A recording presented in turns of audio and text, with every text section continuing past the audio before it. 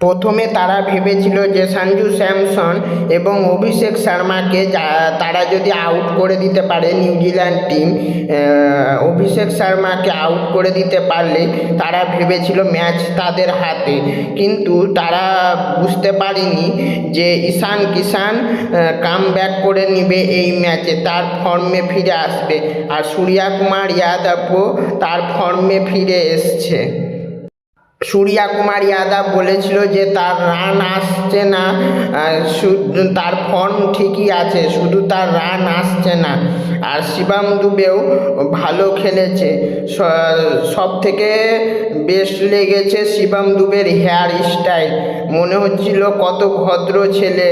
এই হেয়ার স্টাইলটা দেখে সেই মজা এসছে। সবাই যে সব ম্যাচে চলবে তার কোনো মানে নাই।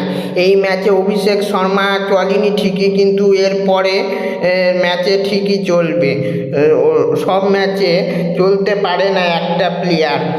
আর সঞ্জু স্যামসন খারাপ খেলেছে বলবো না, মোটামুটি খেলেছে। ঈশান কিষান আর ক্যাপ্টেন সূর্যকুমার যাদব সেরা খেলেছে।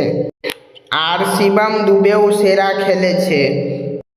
এই ম্যাচে আর্শদীপ সিং একটা উইকেট নিতে পারেনি।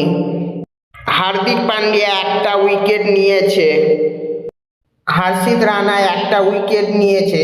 তোমরা একটা জিনিস লক্ষ্য করেছো কিনা কে জানে, গৌতম গম্ভীর এসে হর্ষিত রানাকে কি বুঝালো, তারপরই সে একটা উইকেট নিল।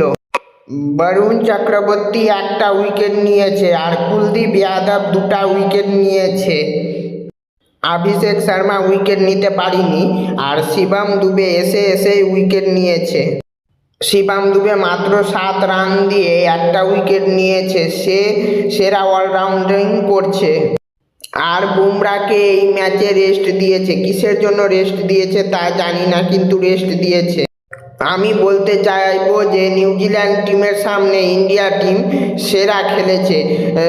মাত্র 2-3 জন দাঁড়িয়ে সেরা খেলেছে। ঈশান কিষান, সূর্যকুমার যাদব আর শিবম দুবে ভালো খেলেছে। অভিষেক শর্মা খেললে আর সঞ্জু স্যামসন খেললে, আরও সব বাকি প্লেয়ার হার্দিক পান্ডিয়া, রিঙ্কু সিং, আরও যত সব ইন্ডিয়া টিমের প্লেয়ার আছে, তারা যদি সবাই খেলতো এই ম্যাচে 350 রান অনায়াসে হয়ে যেত। কোনোই ভুল ছিল না। এই ম্যাচে আমাদের ব্যাটিং, বোলিং, ফিল্ডিং সেরা হয়েছে। নিউজিল্যান্ডকে এরপর থেকে 350 রান করতেই হবে, নাহলে ইন্ডিয়াকে আটকানো অসম্ভব।